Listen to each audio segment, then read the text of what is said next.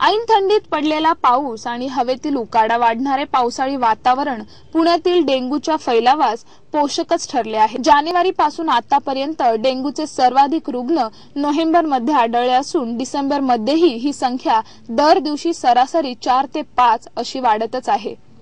विशेष म्हणजे डासांची पैदास शोधून डासअळीनाशक औषधांची फवारणी करण्यास गेलेल्या पालिका कर्मचाऱ्यांना नागरिकांकडूनच विरोध होत असल्याचे दिसून येत आहे। नोव्हेंबरच्या मध्यानंतर आंध्र प्रदेशच्या किनारपट्टीवर हेलन आणि लेहर ही 2 वादळे एकामागोमाग एक धडकली। या वादळांचा परिणाम म्हणून ऐन थंडीच्या दिवसात पडलेला पाऊस पुण्यानेही अनुभवला। कडाक्याच्या थंडीत डासांची पैदास कमी होत असली तरी चुकीच्या वेळी पडलेल्या पावसामुळे पुण्यात थंडीचा अपेक्षित परिणाम दिसू शकला नाही। परिणामी थंडी असूनही डेंग्यूच्या रुग्णांच्या संख्येत घट तर दिसली नाहीच।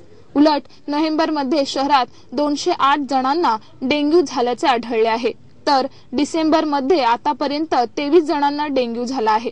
यावर्षी 1 जानेवारी ते ऑक्टोबर पर्यंत 3564 डेंग्यूच्या रुग्णांची नोंद आरोग्य खात्याच्या दफ्तरी झाली आहे।